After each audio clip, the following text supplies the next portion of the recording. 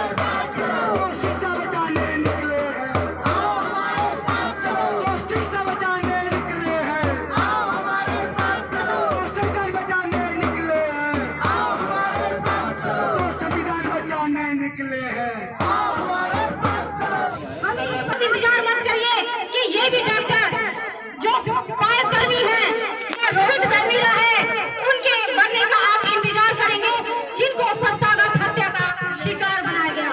साथियों, हम आए दिन घटना सुनते रहते हैं, या हमेशा कभी हाथरस की घटना हुई या नांगल की घटना हुई या तमाम जगहों की घटना, नागौर की घटना हुई, जिसमें हमारे साथियों ने जान गंवा दी।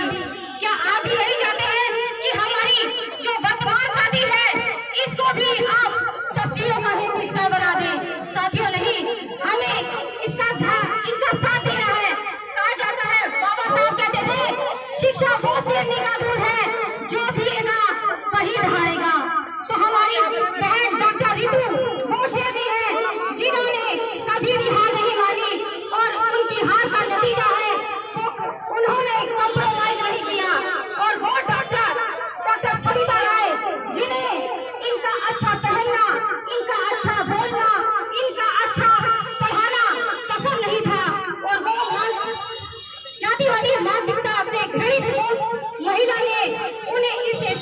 शिकार बनाया और 35 बच्चों का नकली साइन करवाकर उन्हें पद से हटा दिया। क्या हमारा जुर्म यही है कि हम अच्छा करते हैं? क्या हमें अच्छा बोलने का हक नहीं है? क्या हमें सुंदर दिखने का हक नहीं है? और हमें ये हम देख रहे हैं कि एक तरफ वो जातिवादी महिला, वो अपराधी महिला जिस पे FIR दर्ज करवा दी, ये सोचिए कि हम लोगों को ऐसी एक्ट में FIR दर्ज करवाना भी बड़ा मुश्किल काम है। पहले तो हम पुलिस के थानों के तरफ चक्कर लगाते हैं, पुलिस हमारी सुनती नहीं है। अगर हमने थोड़ी मेहनत कर दी तो हमारी FIR दर्ज हो जाती है। तो सोचिए उस डॉक्टर रितु को भी कितनी मेहनत करनी पड़ी होगी। उनके इस मुकाम को, उन्हें उस मुकाम तक पहुंचाने में एडवोकेट महमूद राजा जैसे वो तमाम जो एडवोकेट्स हैं, वो तमाम समाज सेवी हैं, कितनी मेहनत करी।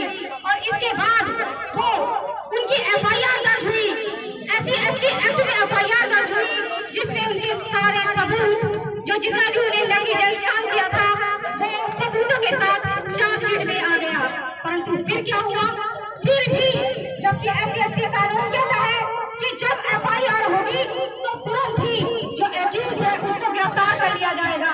मगर आज ये लड़ाई SC एक्ट को इम्प्लीमेंटेशन की भी है, क्योंकि SC एक्ट एक स्पेशल एक्ट हमें दिया गया है, हमारे अधिकारों की सुरक्षा का अधिकार दिया गया है, मगर उसका इम्प्लीमेंटेशन ना थानों में हो रहा है ना अदालतों में हो रहा है। इसकी लड़ाई जारी है और हम लोग इसके लिए लड़ रहे हैं। तो जो डॉक्टर सविता राय जो अपराधी है वो आज सलाखों के पीछे होनी चाहिए थी, आज उसे अपने पद से बर्खास्त होना चाहिए था, सस्पेंड होना चाहिए था, मगर वो आज कुर्सी में बैठी हुई है, वो अपना काम धड़ल्ले से कर रही है और हमें ऊपर एक हंसी बन रही है कि देख लो तुम्हें जो करना है कर लेना। मेरे साथ तो एक पूरा RSS का गेम या तमाम जो लोग हैं साथी जुड़े हुए हैं। लेकिन साथियों हम उन कमजोर महिलाओं से नहीं हैं, क्योंकि हम जो चाहते हैं, हम कहते हैं कि अगर हम अन्याय किसी के साथ करते नहीं, लेकिन अगर हमारे साथ कोई अन्याय कर दे तो हम छोड़ते नहीं। यही क्योंकि हम मानते हैं कि मंजिलें उनको मिलती हैं जिनके सपनों में चांद होती है, पंखों से कुछ नहीं होता, हौसलों से उड़ान होती है। साथियों आप महिलाएं हैं, यहाँ पर महिलाओं की तादाद ज्यादा से ज्यादा होनी चाहिए, क्योंकि ये आज एक डॉक्टर रितु का मामला नहीं है। उस विश्वविद्यालय या अनेक संस्थाओं में बैठे हुए वो तमाम जो लोग हैं जो घुटन भरी जिंदगी जी रहे हैं, जो चाहते हैं लड़ना मगर उन्हें स्टेज नहीं मिल पा रहा, उनको स्टेज नहीं मिल पा रहा। हम कहते हैं कि साथियों आप डरो नहीं, हम आपके साथ हैं, आप डरना नहीं, लड़ना सीखो, क्योंकि साथियों ये लड़ाई है SC एक्ट के इम्प्लीमेंटेशन की, ये लड़ाई है हमारे सम्मान की, ये लड़ाई है हमारे वजूद कि हमें डरना नहीं, हमें लड़ना है। हमें बचाने का दिखावा करते हैं। इसीलिए आप लोगों से अपील है कि सभी एक होकर, और हमारे ऊपर इतने सालों से जुल्म हो रहा है, इकट्ठे होकर और अपने सभी लेक्चरर्स का, कॉन्ट्रैक्ट वालों का जीवन बचाइए। डॉक्टर रितु का कैरियर शुरू होने से पहले ही खत्म कर दिया गया।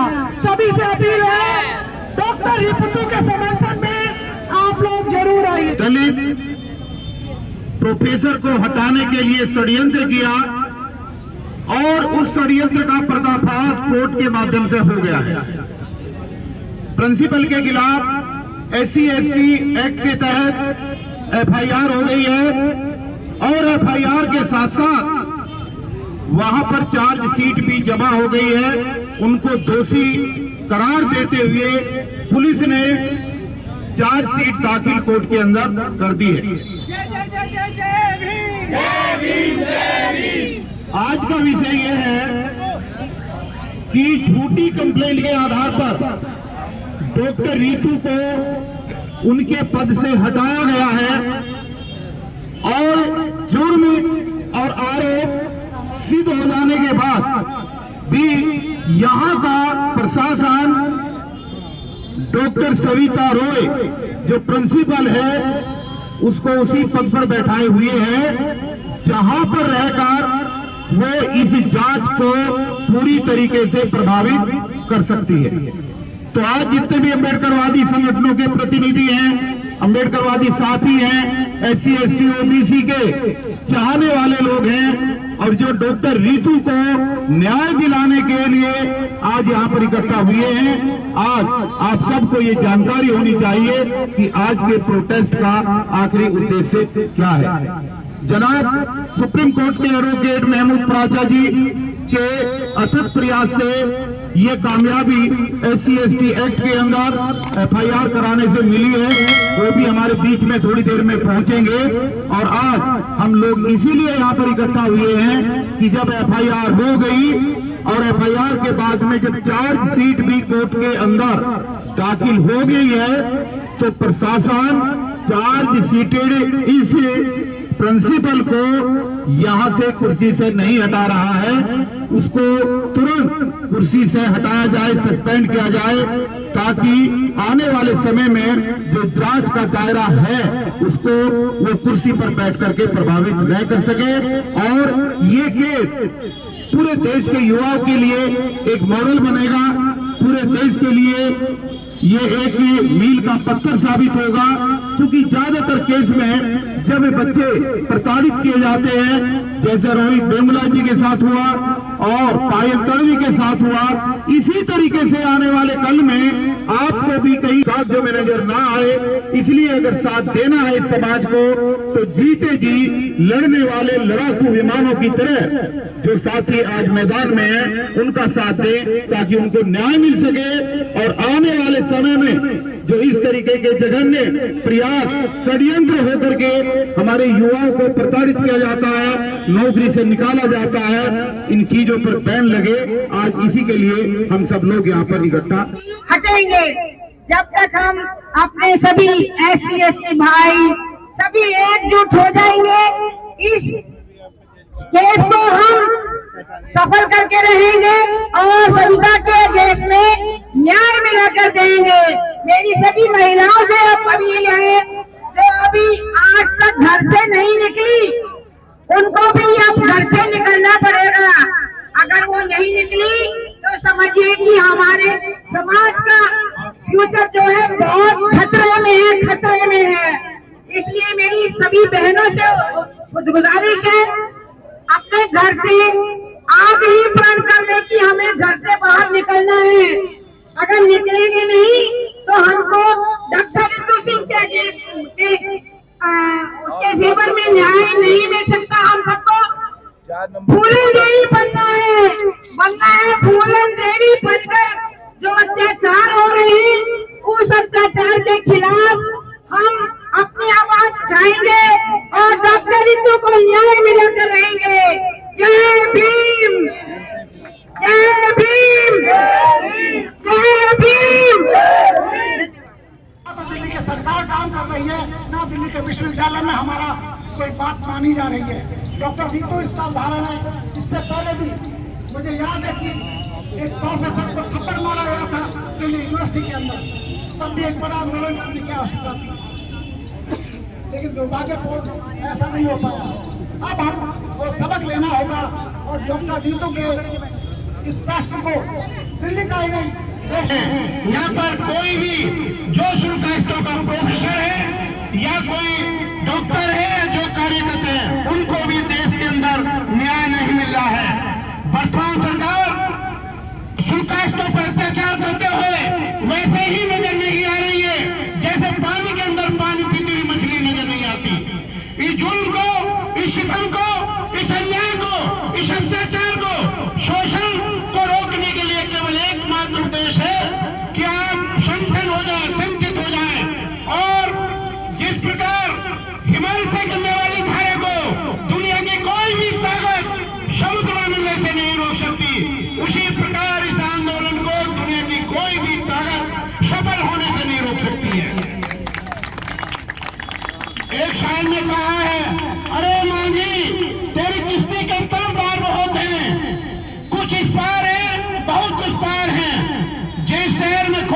तूने दुकान, वहां तो पत्थर के खरीदार बहुत हैं। मेरे साथियों, मैं आपको बताना चाहता हूं, ये लड़ाई कोई प्रोफेसर ऋतु की लड़ाई नहीं है, यह आपके आजादी की, सम्मान की लड़ाई है। आपने खून के आखिरी कतरे तक इस जंग को जारी रखना है। जब मुकदमा दर्ज प्रोफेसर रतनलाल जी पर हुआ तो माइनर धारा में हुआ, जिनमें 2 साल की सजा थी। वो सजा चाहे 505 सेक्शन हो, चाहे कोई छोटे सेक्शन था, लेकिन ये वाला मुकदमा तो कॉग्निजेबल, नॉन वेलेबल, नॉन कंपाउंडेबल के अंदर हुआ है। फिर वो कौन सी ताकत इस देश के दलितों को रोक रही है, जो प्रोफेसर और रजिस्ट्रार को, जो सरदार प्रिंसिपल को गिरफ्तार करने से रोक रही है। हालांकि माननीय अदालत कमरा नंबर 350 30,000 कोर्ट में श्री धीरज बोल साहब, जो SC/ST कोर्ट के स्पेशल जज है, उन्होंने सेक्शन 4 में ACPL को, आजाद को और DCP को, डिस्ट्रिक्ट मजिस्ट्रेट को, कंसर्न थाने के SHO को भी सजा होनी है, क्योंकि they misuse their post and powers, there are the gross irregularity and negligence in performing their police duties and there is no safety, security and security of any professor, life, liberty and property. तो हम इसी बात को आगे बढ़ाने के लिए साथी यहाँ पर इकट्ठे हुए हैं। मैं आपको एक बात कहना चाहता हूँ, अरे धोखे की मोहब्बत से अदालत बेहतर है, स्वभाव की गुलामी से बगावत बेहतर है। मेरे साथियों, हर कीमत पे प्रोफेसर, जो दौलत राम की प्रोफेसर है, प्रिंसिपल है, उनको गिरफ्तार होना न्याय हित में है। और हमने माननीय अदालत से कहा था कि we have come for the justice, not for the decision. हमने माननीय अदालत से कहा था, हम आपके पास न्याय के लिए आए, फैसले के लिए नहीं आए। जब एक देश की राजधानी में एक प्रोफेसर को न्याय नहीं मिल सकता, तो आप भूल जाइए कश्मीर से कन्याकुमारी तक किसी देश को इस बीजेपी की सरकार में न्याय नहीं मिल पाएगा। मेरे साथियों, मैं आपको बताना चाहता हूं कि आप ये समझ लें कि जब धरती पर भूकंप होता है तो सबसे पहले कुत्तों के कान खड़े होते हैं। और मैं बता दूं, इस आंदोलन के माध्यम से भूकंप आ चुका है। दलितों की तबाही के तूफान को केवल जनून के द्वारा रोका जा सकता है, और जनून वो लोग पैदा कर सकते हैं जो स्वयं जनूनी हो। आप भूल जाइए कि अगर किसी प्रोफेसर के साथ यहाँ अन्याय हो रहा है तो कहीं कोई न्याय मिल पाएगा? भूल जाइए। ये लड़ाई आपके स्वाभिमान को है, और पंसीर के शेरों की तरह आपको अपने खून के आखिरी कतरे तक ये जंग रखनी है। मेरे साथियों, मैं आपको बता दूं कि हम कानून की रक्षा करने वाले भारतीय संविधान के पुजारी हैं। और एक शायर ने बहुत अच्छी बात कही है कि जुल्मों का बीज हम बोने नहीं देंगे, अपने भारत को आग हम लगने नहीं देंगे। ए वतन, तेरी खुशियों की कसम, तेरे दामन पे दाग हम लगने नहीं देंगे। मेरे साथियों, आज हमारी स्थिति उस तरह हो गई है कि जब एक भेड़िया के साथ में नदी में एक मेमना पानी पी रहा था, तो भेड़िया ने उससे कहा कि आप मेरे पानी को झूठा क्यों कर रहे हो? उस मासूम ने कहा कि मैं नीचे पानी पी रहा हूँ, आप ऊपर पी रहे हैं। तो उसने कहा, पिछली साल आपने मुझे गाली क्यों दी थी? उसने कहा, पिछली बार तो मैं पिछली साल तो मैं पैदा भी नहीं हुआ था। तो उसने कहा कि तूने गाली नहीं दी होगी तो तेरी मां ने दी होगी। भेड़िया मेमने को मार के खा गया। आपकी गलती हो या ना हो, आपको मार के खाया जाना जरूरी है। आपके हर ये लोग, ये सरकार, ये शासन, ये प्रशासन, ये अनुशासन आपसे प्राकृतिक दुश्मनी रखता है। जिस प्रकार मांस के टुकड़े को आकाश में फेंका जाता है तो उसमें खाने वाले जीव खा जाते हैं, और जब जमीन पर फेंका जाता है जमीन वाले खा जाते हैं। पानी में फेंका जाता है तो पानी में उस मांस के टुकड़े को खा जाते हैं। इस देश के अंदर सरकार किसी भी क्षेत्र में जाए, जल में, नभ में, थल में, प्राइवेट या सरकारी में, उसका मार को खाना जरूरी है। मेरे साथियों, मैं आपको बता दूं कि इस संगठन का, इस आंदोलन का हमारा वही संबंध है जो हमारा शरीर का संबंध दिल की धड़कन से होता है। ये हमारी इज्जत और स्वाभिमान के लिए है। आप ये देख लें कि अगर आज अभी जंग हार गए तो हर प्रोफेसर को निकाला जाएगा। जब पढ़ाने वाले लोग सुरक्षित नहीं है तो देश में आप भूल जाइए कि आम आदमी सुरक्षित होगा। दिल्ली यूनिवर्सिटी की अपनी डिग्निटी है, अपना एक रुतबा है। और जो ये एक जगह साहब ने कहा है इस वर्तमान सरकार में, अरे न तड़फन की अर्जी है न फरियाद की, घुट घुट के मर जाइए मेरे शैयाद की। मेरे साथियों, आपको बर्बाद करने के लिए, आपका चतुर्मुखी विनाश करने के लिए सरकार और दिल्ली पुलिस कोई भी न्याय नहीं दे रही। अगर इतना गंभीर मुकदमा जो अदालत में विचाराधीन है तो मैं पूछना चाहता हूं कि प्रोफेसर जो प्रिंसिपल राव दौलत राम कॉलेज की उनकी गिरफ्तारी क्यों नहीं हुई? कौन सी ऐसी ताकत है जो आईओ को और दिल्ली पुलिस को देश की राजधानी में अपराध करने वालों को रोक रही है? आप जागिए और एक ही मतलब मैं आपको बता दूं कि आप इस बीजेपी की सरकार को भी हराइए। जब आपके अधिकारों की, आपके फंडामेंटल राइटों की, आपके कॉन्स्टिट्यूशनल राइटों की, आपके लीगल राइट्स की, आपके जो सिविल राइट्स है उनकी जभी रक्षा और सुरक्षा हो पाएगी।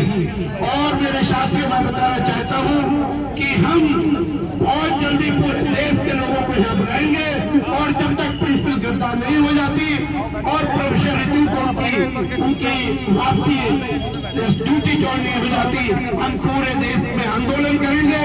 हम माननीय मुख्यमंत्री जंतर मंत्र जहां भी प्रधानमंत्री हर जगह संघर्ष करेंगे और ये संघर्ष हमारे शरीर के आखिरी कतरे तक बराबर रहेगा। और जो भूल हमारे लोग कर रहे हैं, आप इस जुल्म और सितम से बच नहीं सकते। आप लड़िए, बिना संघर्ष करे आपका कोई भी आंदोलन पूरी तरह सफल नहीं हो सकता। जय भीम, नमो बुद्धाय, बहुत धन्यवाद। Thank you very much. हमारे साथ कंपटीशन करने वाले भी बड़े लोग आएंगे, डराने वाले भी बड़े लोग आएंगे, धमकाने वाले भी बड़े लोग आएंगे। तो खड़ी हूँ, सर पे सफेद कफन, मेरी आंखों में मैंने बांध लिया है। जो करना है, जो हिम्मत आपकी है, आओ कर लो। मैं संविधान को मानने वाली हूँ। संविधान के रास्ते डॉक्टर भीमराव अम्बेडकर के वंशज आपके सामने खड़े हैं। जिसने अपमानित करना अपमानित कर लो, जिसने भटकाना भटका लो। क्या खड़े हैं? मारने, धमकाना धमका लो, जो करना है। संविधान हमारे हाथ में है, संविधान का शस्त्र हमें आता है। और इस देश में अगर कोई सबसे ऊपर है तो वो संविधान है। जब भी भारत है संविधान। उनसे कम पेपर्स उनके पास होते, उनके पास सिर्फ एक क्वालिफिकेशन कि कहीं वो केसर कुंज से उनका पर्ची आया। उन्हें कहा जाता है कि तुम अपने फीस लो और जाओ। मैं जिस कॉलेज से आता हूं, स्वामी श्रद्धानंद कॉलेज, जो साथी SC ST OBC के एक्टिव थे, रोस्टर आंदोलन में एक एक करके 10-10 साल की नौकरी होने के बावजूद उन्हें निकाल दिया गया और उनकी जगह नियुक्तियां किनकी हुई है जिनको एक भी दिन का टीचिंग एक्सपीरियंस नहीं है। और उन लोगों को परमानेंट किया गया और जिन लोगों को निकाला गया उनके लिए बोलने वाला कोई नहीं। समाज में कुछ दुर्दशा हो रही है। मैं बहुत ही आपको धन्यवाद देता हूँ, साधुवाद देता हूँ जो हमारी माताएं और हमारे भाई, हमारे बड़े भाई और कुछ हमसे छोटे भी हैं जो हम लोग यहाँ इकट्ठा हुए। ये बात कहने के लिए भी देश में आज हिम्मत चाहिए, बैठने के लिए भी हिम्मत चाहिए। दूर दूर से लोग सुन रहे होंगे, दूर दूर से हमारे समाज के लोग सुन रहे होंगे। यहाँ तक आने में वो कांप जाते हैं कि उनकी फोटो ले ली जाएगी, ये जो सिक्योरिटी वाले घूम रहे हैं। लेकिन क्या होगा? क्या आपको छोड़ा जाएगा? आप पैर धो के पी लीजिए, नहीं छोड़ा जाएगा। एक एक करके सबका वही हश्र होना है जो डॉक्टर रितु का हुआ। डॉक्टर रतन लाल और मैं, हम दोनों के प्रमोशन उनके 5 साल से और मेरे 8 साल से रोके हुए, सिर्फ इस वजह से कि हम हिम्मत रखते हैं यहाँ कर अपनी बात कर। मैं आपसे अनुरोध करता हूँ, मैं डॉक्टर रितु से भी कहना चाहता हूँ, उन्होंने बड़ा फैसला लिया। मैं तो समझ रहा था कि वो 10 to 5 रहेंगे, लेकिन उन्होंने कहा कि मैं एक रिले लगातार यहाँ बैठूं। क्योंकि जिनसे हम बात कर रहे हैं, जिनको अपील कर रहे हैं, वो साधारण लोग नहीं है, बल्कि लोग ही नहीं, वो राक्षस प्रवृत्ति के, हैवानियत की समझ रखने वाले ऐसे लोग हैं जो आपके अधिकार को मिटाने के लिए आपका कुछ भी कर सकते हैं, आपकी जान ले सकते हैं। इसलिए मेरी चिंता है। फिर भी अभी उन्होंने, हमारे साथी ने कहा कि अगर जिंदा हो तो जिंदा दिखनी चाहिए, तो फिर जिंदा रह के ही क्या फायदा है अगर हम कीड़े मकोड़ों की जिंदगी, सेल्फ रिस्पेक्ट नहीं रहेगा, उस तरह से क्या करेंगे। डॉक्टर रितु लगातार लड़ रही है। मैं संसदीय समिति में इनके साथ था। संसदीय समिति में जो ये प्रिंसिपल है, दौड़े दौड़े फाइल लेकर घूम रही थी, हमारे ही समाज के सांसदों का पैर छू रही थी, और उस दिन उनको सजा होती। लेकिन यहाँ फिर वहां पर बड़े कार्यालय से मैसेज गए, सांसद है, इस देश के सांसद है, और संविधान और संसद सॉवरेन है, यानी कि उनका अधिकार असीमित है। लेकिन उनको मिला निर्देश कि डॉक्टर रितु के केस को तुरंत छोड़ो, क्योंकि ये जो है उस जाति से आती है जिस जाति के लोग का हम प्रतिनिधित्व इस देश में करते हैं, हमारे नहीं है। और जो लोग इस बुलावे में हैं, कोई एक सिंबल देकर, आपका एक मंत्री बनाकर, आपका एक नेता को सामने रखकर अगर वो कहना चाहते हैं कि आपका वो प्रतिनिधित्व कर रहे हैं, तो आपको बरगला। मैं धन्यवाद देता हूँ हमारे जुझारू साथी भानु प्रताप जी का भी, हर समय, और उन्होंने जो ईवीएम के खिलाफ इतना संघर्ष किया, क्योंकि ये सरकार जो चल रही है वो लोगों के वोट से नहीं चल रही है, ईवीएम से चल रही है। इस चुनाव हो रहे, देखिए विश्वविद्यालय में हर पार्टी लड़ रही है, जो नहीं भी वोट देगा उसका पैर छूने हो जाता है कि क्या पता 2 वोट मिल जाए। लेकिन आप अपने अपने क्षेत्र, अपने अपने गांव में जाकर देखिए, जो कीचड़ में खिला हुआ फूल का जो छाप लेकर आते हैं, आपका आते हैं घर पर, वो सिर्फ टिकट के चक्कर में है कि वहीं से वो जीत जाए, क्योंकि वोट आप नहीं देंगे, वोट ईवीएम देगा। और इस संघर्ष को तभी हम मुकम्मल कर पाएंगे जब एक साथ खड़े होंगे। मैं फिर से अपील करता हूं, सिर्फ दिल्ली यूनिवर्सिटी नहीं, सेंट्रल यूनिवर्सिटीज के जितने हमारे साथी हैं कि अपने अपने यूनिवर्सिटी में कम से कम एक दिन का धरना डॉक्टर रितु और जो हमारे एससी समाज के बच्चे और शिक्षक जो प्रताड़ित हो रहे हैं उनके समर्थन में वो दें। क्योंकि मेरी भी जान पहचान है, मैं उनसे बात करूंगा। हैदराबाद में रितु जी, मैं आपको आश्वासन देता हूँ कि वहाँ जो all India backward class students association है, उन्होंने तय किया है कि आपके समर्थन में वो देंगे, धरना देंगे। और इस तरह से BHU अलावा जो JNU में भी हमारे साथी होंगे, उनसे भी मैं निवेदन करता हूँ। और अगर ये राष्ट्रव्यापी मुद्दा बनेगा तो 2024 में जो लोगों को बरगलाकर फिर से मनुवाद की सरकार बनाना चाहते हैं, मनुस्मृति का संविधान लाना चाहते हैं, उनको एक चुनौती मिलेगी, सड़कों से चुनौती मिलेगी। और वो चुनौती ऐसी होगी कि वो उसमें मिट जाएंगे, वो उसका मुकाबला नहीं कर पाएंगे, क्योंकि उनका समर्थन लोगों के बीच में नहीं है, सड़कों पर नहीं है, उनका समर्थन सिर्फ पैसे के साथ।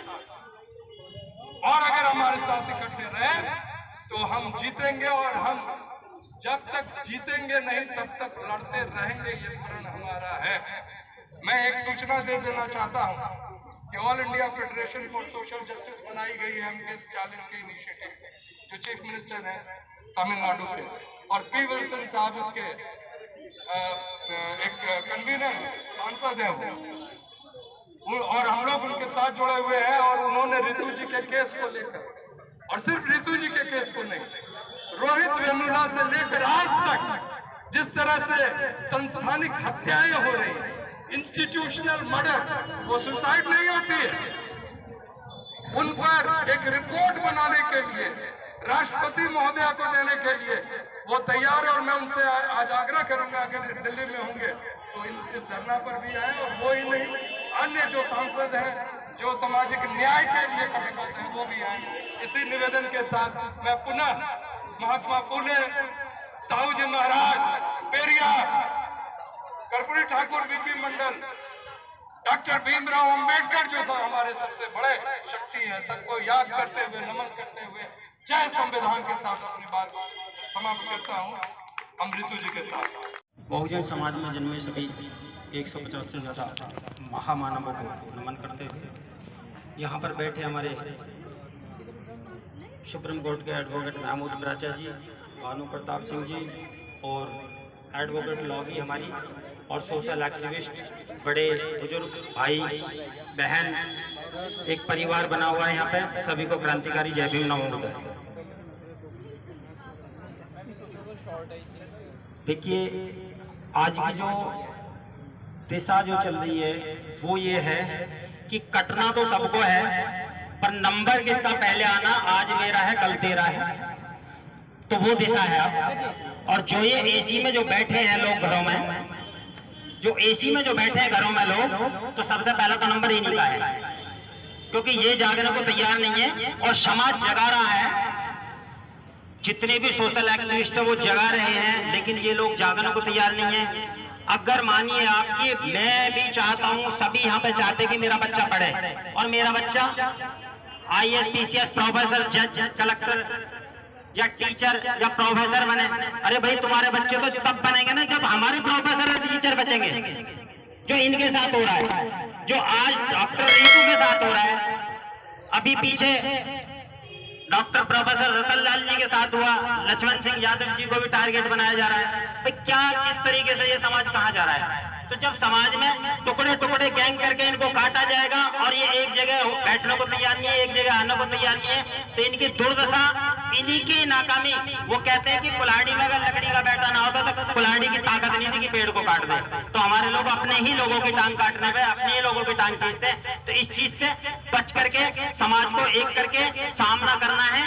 आज जो मनोवाद की जो सेज सजी हुई है, उस सेज में नंबर सबका है, आज मेरा है कल तेरा है।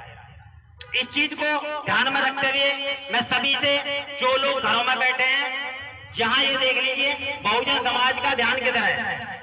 जातिवादी प्रिंसिपल अभी कुर्सी पर है और हमारे समाज की एक जो प्रोफेसर, शिक्षक, जो अपने समाज के 100, 200, 500 बच्चों को जो शिक्षा देती, वो आज सस्पेंड करके घर पर बिठा रखा है। तो एक किस साइड में जा रहा है देश और कहाँ आपकी सोच जा रही है? तो